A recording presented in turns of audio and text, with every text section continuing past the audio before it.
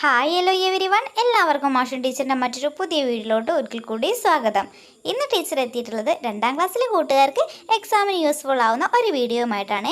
2ാം ക്ലാസ്സിലെ കൂട്ടുകാരുടെ ഇൻ്റഗ്രേഷൻ അഥവാ ഉത്കൃതനം പരീക്ഷയുടെ ചോദ്യങ്ങളും അവയ്ക്കുള്ള ഉത്തരങ്ങളുമാണ് ഇന്നത്തെ ഒരു വീഡിയോയിൽ ടീച്ചർ പറയാനായിട്ട് പോകുന്നത് കേട്ടോ.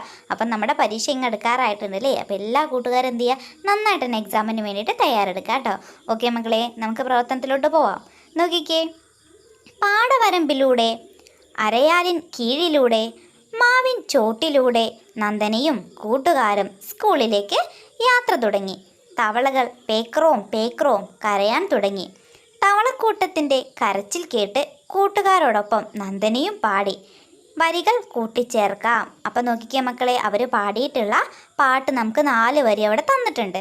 അപ്പോൾ അതിലോട്ട് അതേ രീതിയിൽ എന്ത് ചെയ്യണം, അതേ ഇണത്തിലും താളത്തിലും മക്കൾ വരികൾ ചേർക്കണം കേട്ടോ. നമുക്ക് ആദ്യം തന്നിട്ടുള്ള വരികളൊന്ന് വായിച്ചു നോക്കാം.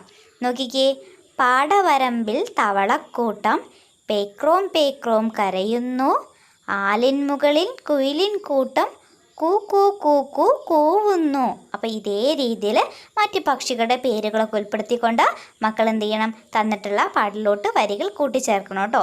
നോക്കിക്കേ മക്കളെ, നമുക്ക് എങ്ങനെ എഴുതാം? മാവിൻ മുകളിൽ കാക്കക്കൂട്ടം കാക്ക കാക്ക കരയുന്നു, വയലിൻ ചെളിയിൽ താറാക്കൂട്ടം ക്വാ ക്വാ കരയുന്നു. അപ്പോൾ ഇതേ രീതിയിൽ മക്കൾക്ക് എന്ത് ചെയ്യാം, അതിലോട്ട് വരികൾ ചേർത്ത് എഴുതാവുന്നതാണ്. ഇനി വേണമെങ്കിൽ മറ്റ് പക്ഷികളുടെ പേരുകളെല്ലാം കൂട്ടിച്ചേർത്തിട്ട് കൂട്ടുകാർക്ക് ഇതിലും മനോഹരമായിട്ട് എഴുതി പൂർത്തിയാക്കാവുന്നതാണ് കേട്ടോ. ഓക്കെ മക്കളെ, നമുക്ക് മറ്റൊരു പ്രവർത്തനം നോക്കാം. അതിലോട്ട് പോകുന്നതിന് മുന്നേ ആയിട്ട് നമ്മുടെ വീഡിയോ കാണുന്ന എല്ലാ കൂട്ടുകാരും എന്ത് ചെയ്യുക, ടീച്ചർ ഇഷ്ടമായിട്ടുണ്ടെങ്കിൽ തീർച്ചയായിട്ടും വീഡിയോ ഒന്ന് ലൈക്ക് ചെയ്യാനായിട്ട് മറക്കരുതേ. അടുത്ത പ്രവർത്തനം നോക്കൂ. അടുത്തതായിട്ട് നമുക്ക് ഗണിതവുമായി ബന്ധപ്പെടുത്തിയിട്ടുള്ളൊരു ചോദ്യമാണ്. സാധനങ്ങൾ വാങ്ങാം. നന്ദനയും കൂട്ടുകാരും സ്കൂളിലെ സത്യസന്ധതാ കടയിലെത്തി. നന്ദന ഒരു ബോക്സും നോട്ട്ബുക്കും വാങ്ങി. വില വിവര പട്ടിക നോക്കി നന്ദന പണപ്പെട്ടിയിലിടേണ്ട തുക കണ്ടെത്തൂ. നോക്കിക്കേ മക്കളെ, നന്ദന എന്തൊക്കെയാണ് വാങ്ങിയിട്ടുള്ളത്? ഒരു നോട്ട് പുസ്തകവും അതുപോലെ തന്നെ ബോക്സുമാണ് മേടിച്ചിട്ടുള്ളത് അല്ലേ. അപ്പം നമുക്ക് വില വിവര പട്ടിക നോക്കാം. നോട്ട് പുസ്തകത്തിന് എത്ര രൂപയാണ്? 16 രൂപ. പേന 7 രൂപ. ബോക്സ് 22 രൂപ. റബ്ബർ 3 രൂപ. സ്കെയിൽ 12 രൂപ. മക്കളത് ചോദിച്ചിട്ടുള്ള ചോദ്യം ഇതാണ്, നന്ദന വാങ്ങിയ സാധനങ്ങളുടെ തുക എത്ര എന്ന് മക്കൾ കണ്ടെത്തണം കേട്ടോ. അപ്പോൾ അത്രയും തുക ആയിരിക്കുമല്ലോ അവൾ പണപ്പെട്ടിയിൽ ഇടേണ്ടത്. നോക്കിക്കേ മക്കളെ, നോട്ട് പുസ്തകത്തിന് എത്ര രൂപയാണ്? 16 രൂപയാണ്. ബോക്സിനോ 22 രൂപയാണ് അല്ലേ. അപ്പം നമ്മൾ ആകെ തുക കണ്ടെത്താനായിട്ട് എന്ത് ചെയ്യണം? 16ലോട്ട് എത്ര കൂടി ആഡ് ചെയ്യണം? 22 കൂടി ചേർത്ത് എഴുതണം അല്ലേ.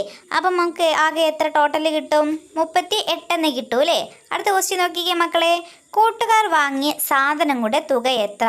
അപ്പോൾ 2 കൂട്ടുകാരാണുള്ളത് കേട്ടോ, സ്റ്റീഫനും അതുപോലെ തന്നെ ഫാത്തിമയും. സ്റ്റീഫൻ മേടിച്ചിട്ടുള്ളത് സ്കെയിലും നോട്ട്ബുക്കും ആണ് കേട്ടോ. അപ്പോൾ അവനാകെ എത്ര രൂപയെന്നുള്ളത് കണ്ടെത്തണം. നോക്കിക്കേ മക്കളെ, സ്കെയിലിന് 12 രൂപയാണല്ലേ. നോട്ട്ബുക്കിനാണെങ്കിൽ നമ്മൾ നേരത്തെ പറഞ്ഞു 16 രൂപയാണ്. അങ്ങനെയാണെങ്കിൽ ആകെ എത്ര ഉണ്ടായിരിക്കും മക്കളെ? 28 രൂപയായിരിക്കും അല്ലേ. അടുത്ത് നോക്കിക്കേ, ഫാത്തിമ ബോക്സും അതുപോലെ തന്നെ സ്കെയിലുമാണ് മേടിച്ചിട്ടുള്ളത്. ബോക്സിന് 22 രൂപയാണ്, സ്കെയിലിനാണെങ്കിൽ 12 രൂപയാണ് അല്ലേ. അപ്പോൾ ടോട്ടൽ എത്ര രൂപയുണ്ടായിരിക്കും മക്കളെ? 34 രൂപയുണ്ടായിരിക്കും അല്ലേ. ഓക്കെ മക്കളെ, അതിൽ തന്നെയുള്ള മറ്റൊരു ചോദ്യം കൂടി നോക്കിക്കേ. അഭിനന്ദിൻ്റെ കയ്യിൽ 19 രൂപ ഉണ്ടായിരുന്നു. അവൻ 7 രൂപ വിലയുള്ള ഒരു പേന വാങ്ങി. അവൻ്റെ കയ്യിൽ എത്ര രൂപ ബാക്കിയുണ്ടാവും? അപ്പോൾ 19 രൂപയായിരുന്നു ഉണ്ടായിരുന്നത് അല്ലേ. എത്ര രൂപയുടെ പേനയാണ് മേടിച്ചിട്ടുള്ളത്? 7 രൂപയുടെ പേനയാണ് മേടിച്ചിട്ടുള്ളത്. അപ്പോൾ അവൻ്റെ കയ്യിലുള്ള ബാക്കി തുക കണ്ടെത്താൻ എന്ത് ചെയ്താൽ മതി? 19ൽ നിന്ന് 7 അങ്ങ് കുറച്ച് നോക്കിയാൽ മതി അല്ലേ. ബാക്കി എത്രയായിരിക്കും കിട്ടുന്നുണ്ടായിരിക്കുക? 12 ആയിരിക്കും ഉണ്ടാവുക അല്ലേ. ഓക്കെ മക്കളെ, അപ്പം വളരെ ഈസി ആയിട്ടുള്ളൊരു പ്രവർത്തനമായിരുന്നു അല്ലേ. ഓക്കെ മക്കളെ, മറ്റൊരു പ്രവർത്തനം നോക്കാം. അടുത്തത് കൂട്ടുകാർക്ക് മലയാളവുമായി ബന്ധപ്പെടുത്തിയിട്ടുള്ളൊരു പ്രവർത്തനമാണ്.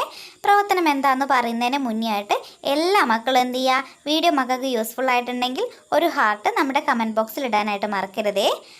അടുത്ത ക്വസ്റ്റ്യൻ നോക്കിക്കേ. നാട്ടിലെ തൊഴിലുകൾ. കെട്ടിട നിർമ്മാണവുമായി ബന്ധപ്പെട്ട് ആവശ്യമായി വരുന്ന തൊഴിലുകളുടെ പേരുകൾ കണ്ടെത്തി വട്ടത്തിലാക്കൂ. അപ്പം മക്കൾക്ക് അവിടെ ബോക്സിൽ ഒരുപാട് തൊഴിലുകളുടെ പേരുകൾ തന്നിട്ടുണ്ട് അല്ലേ. അപ്പോൾ അതിൽ കെട്ടിട നിർമ്മാണവുമായി ബന്ധപ്പെട്ട് ആവശ്യമായി വരുന്ന തൊഴിലുകൾ മാത്രം കണ്ടെത്തിയിട്ട് വട്ടം വരയ്ക്കാനാണ് പറഞ്ഞിട്ടുള്ളത്. ആദ്യം നമുക്ക് തൊഴിലുകൾ ഓരോന്നായിട്ട് വായിക്കാം.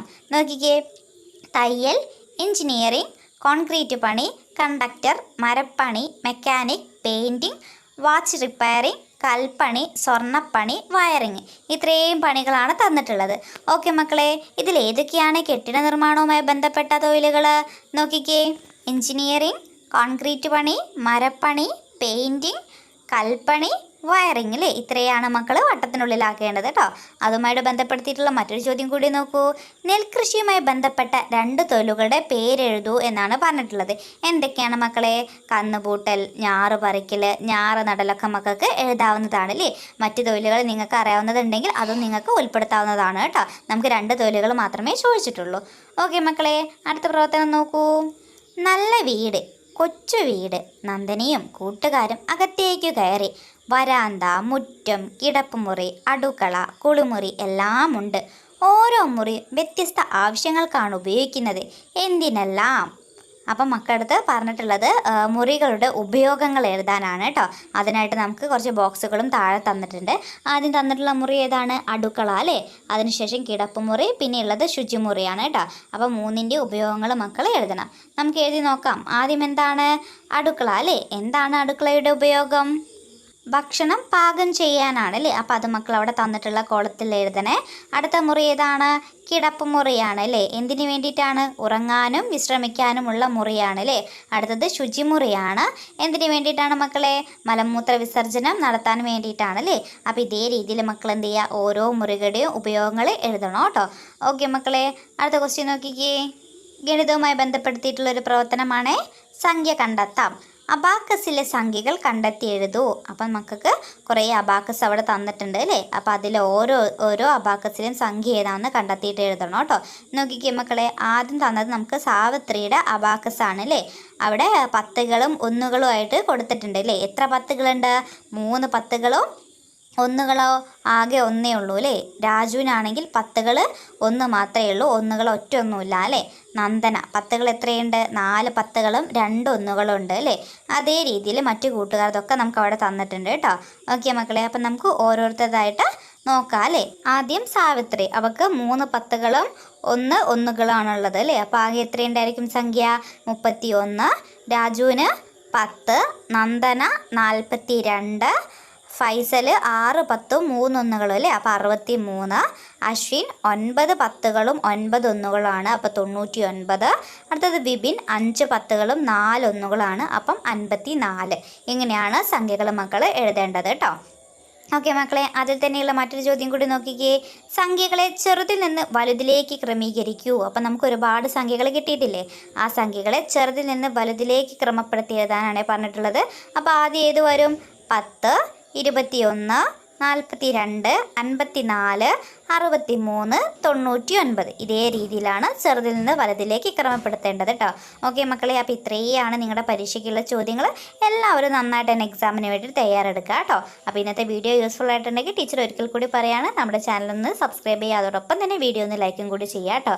ഓക്കെ മക്കളെ, മറ്റൊരു പുതിയ വീഡിയോ ആയിട്ട് നമുക്ക് വീണ്ടും കാണാം.